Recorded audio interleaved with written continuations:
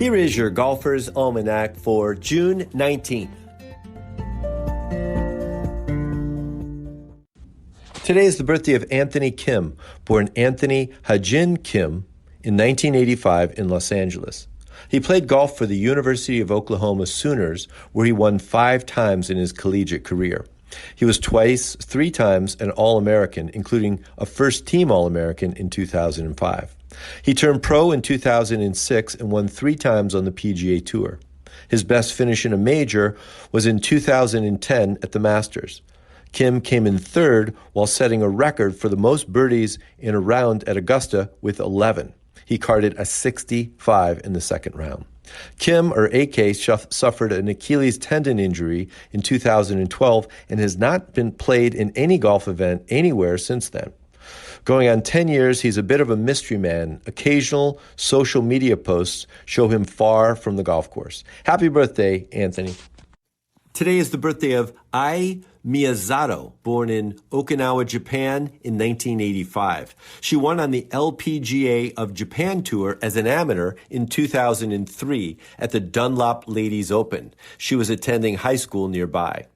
Miyazato turned pro in 2004 and has 15 wins on the LPGA of Japan Tour, including 5 in her rookie season. She moved on to the LPGA Tour, where she has 9 wins. Miyazato has 2 older brothers who are both professional golfers, as is her father. Older brother Yuzaku made 2 holes in 1 in the same round in 2006 at the Reno Tahoe Open on the PGA Tour. That is amazing. Miyazato announced her retirement from professional golf in 2017. Happy birthday, Ai. On this day in 1908, at the Open Championship at Prestwick, James Braid won the Claret Jug for the 4th time. He was 8 strokes better than Tom Ball. 65 players competed and played 36 holes each day over 2 days. Braid set the Open scoring record at 291, though I don't think they played in relation to par at that time. Braid was 3rd in 1912 and played in his last Open championship in 1938 when he was 68 years old. On this day in 1914, at the Open Championship at Prestwick, Harry Vardon won his 6th Claret Jug, defeating the defending champion J.H. Taylor by 3 shots. This would be the last Open Championship for 5 years due to World War I.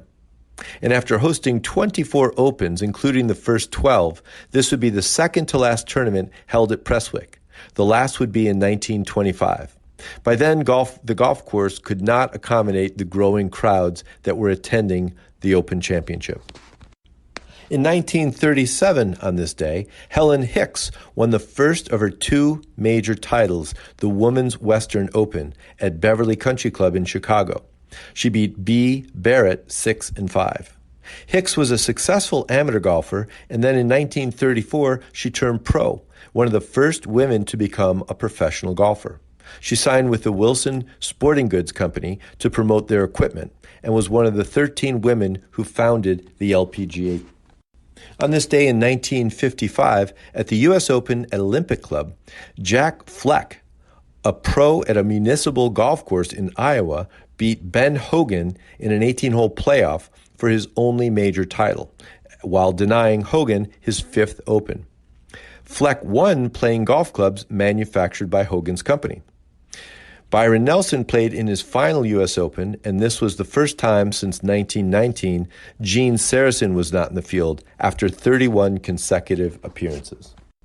And then in 2005, at Pinehurst No. 2, Michael Campbell was 2 strokes better than Tiger Woods and won his only major title, the U.S. Open.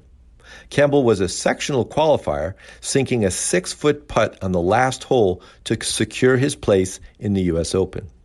He was the second golfer from New Zealand to win a major. Bob Charles won the Open Championship in 1963, though Campbell is the only Kiwi to have won the U.S. Open. In 2011, on this day, at the U.S. Open at Congressional Golf Club near Washington, D.C., Rory McIlroy won his first major, 8 strokes better than Jason Day. McIlroy won wire-to-wire, opening with a 65 and setting 11 U.S. Open scoring records, including low total and the most under par at 16 under, later matched by Brooks Koepka in 2017. On this day in 1982, Dutch Harrison passed away in St. Louis, Missouri. He was 72 years old.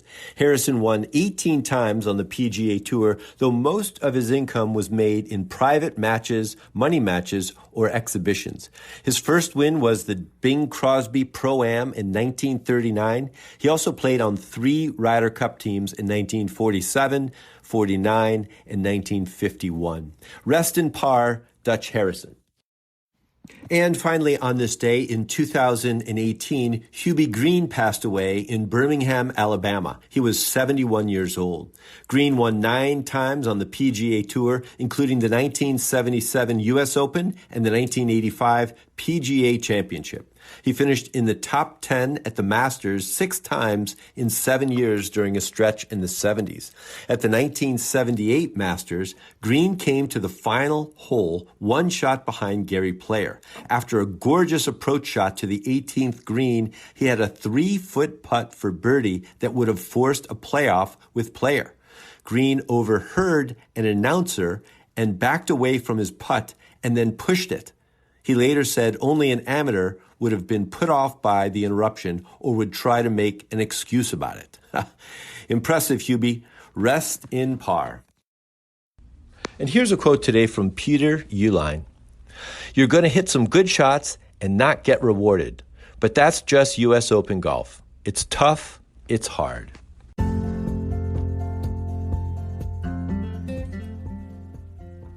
That's it for today in golf history. Play fast, repair all the pitch marks you can find, and keep your golf ball in the short grass.